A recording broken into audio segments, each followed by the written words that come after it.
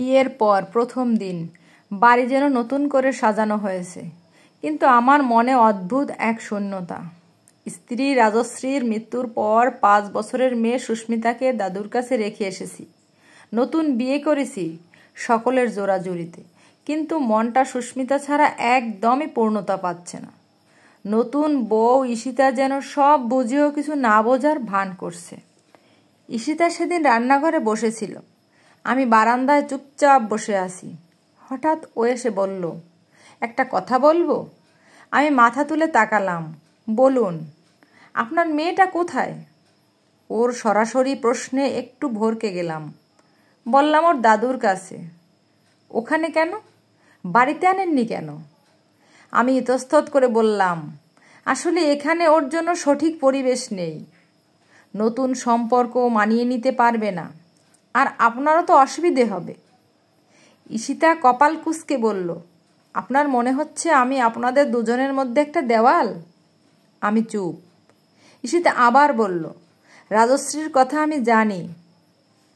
ওর চলে যাওয়া আপনাকে ভেঙে দিয়েছে, কিন্তু মেয়েটার কি দোষ?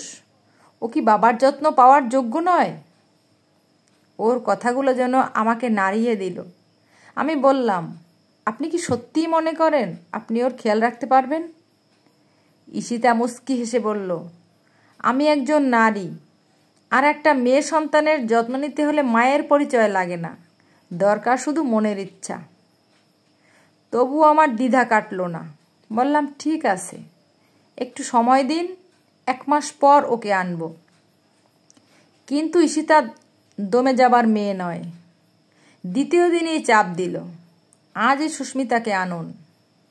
আমি মেয়ে নিয়ে কি করতে পারি সেটা আপনার চোখে দেখার সুযোগ দিন। ঈশিতার দৃঢ়তায় আর না করতে পারলাম না। বিকেলে দাদুর বাড়ি গিয়ে সুস্মিতাকে আনলাম। ছোট্ট মেয়েটা আমার গলা জড়িয়ে ধরে বলল, বাবা, তুমি আবার আমাকে নিয়ে এলে? বাড়ি ফিরে দেখি ঈশিতা দরজার কাছে দাঁড়িয়ে। মেয়েকে দেখে ওর মুখে যে উচ্ছ্বাস ফুটে উঠল, সেটা দেখলে যে কেউ ভাবত এ যেন বহুদিনের চেনা। ঈশিতা এগিয়ে এসে বলল, এই তো সুস্মিতা, চলো, আমরা আজ অনেক কিছু করব। সুস্মিতা একটু ভয় ভয় করে ওর হাত ধরল। তারপর থেকে যেন পুরো বাড়ি প্রাণ ফিরে পেল। সারাদিন ঈশিতা আর সুস্মিতা কখনো আঁকাআঁকি করে, কখনো রান্নাঘরে মিষ্টি বানায়। রাতে ওর ঘুম পাড়ানোর দায়িত্বটাও ঈশিতার। একদিন ঈশিতা বলল, জানেন, সুস্মিতা আর আমি খুব ভালো বন্ধু হয়ে গেছি। ও আমাকে ঈশিতা মা বলে ডাকে। আমার চোখে জল চলে এলো। বললাম, আপনার কাছে আমি চিরকৃতজ্ঞ। নতুন সম্পর্কে মানিয়ে নিতে শুধু ভালোবাসা নয়, দায়িত্ববোধও লাগে। আপনি সেই দায়িত্বটুকু এত সুন্দরভাবে নিয়েছেন যে আমি ভাষায় প্রকাশ করতে পারবো না। ঈশিতা হেসে বলল, আপনি আর সুস্মিতাই তো এখন আমার জীবন। ও আমার মেয়ে।